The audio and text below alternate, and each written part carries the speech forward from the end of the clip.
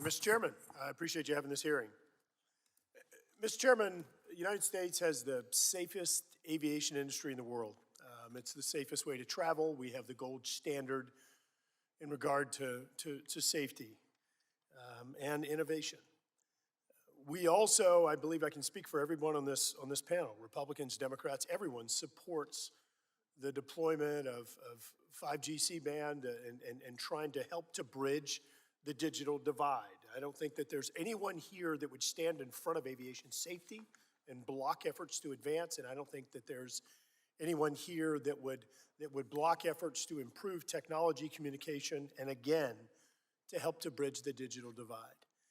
Yet, if we look at what has happened and we found ourselves in this absolutely ridiculous, inexcusable situation, after knowing for years that there were challenges here, that there were issues here, and finding ourselves in a situation where at the very last minute, their claims, cries, demands, what have you, to delay deployment in something that was entirely preventable.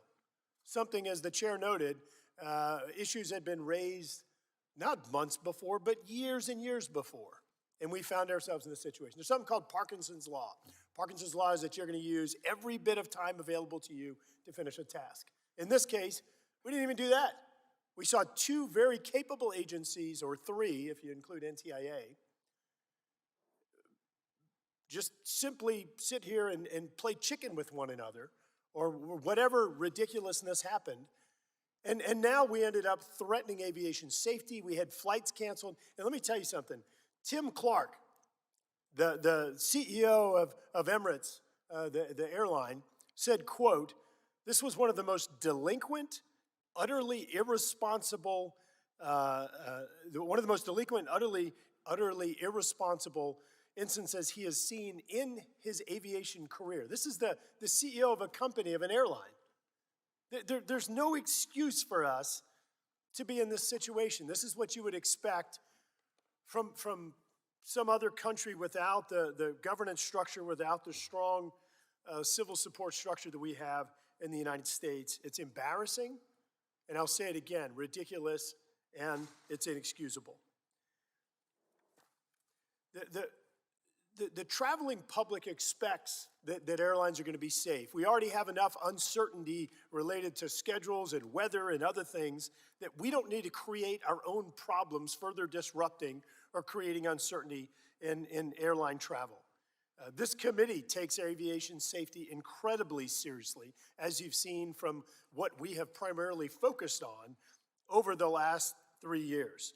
So how do you balance this issue of aviation safety and deployment of 5G C-band to make sure that you can continue to have altimeters that work, you can continue to have aviation safety, and you can continue to deploy this new technology to improve communication? The first step is leadership. It's leadership, and it's fundamental changes in the two primary agencies, the FAA and the FCC, in terms of how they approach things in this case. Most of the time, I think agencies sit there and they wait for people to come to them.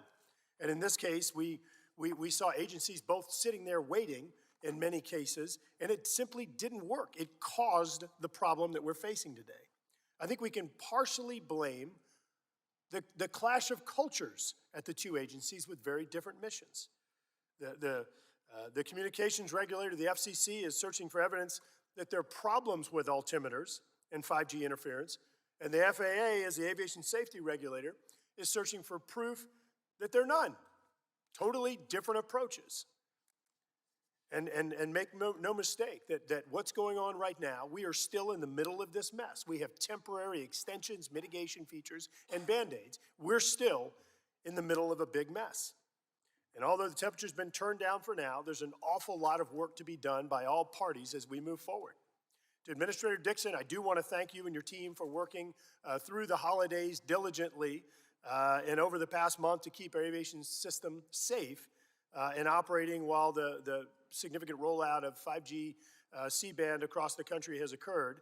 And I know we've asked a lot of your team, and I know they're going to be asking for a whole lot more over the next few months. We need them analyzing the data they're receiving from radio altimeter manufacturers, wireless communication companies, aircraft manufacturers, reporting they've learned about potential interference.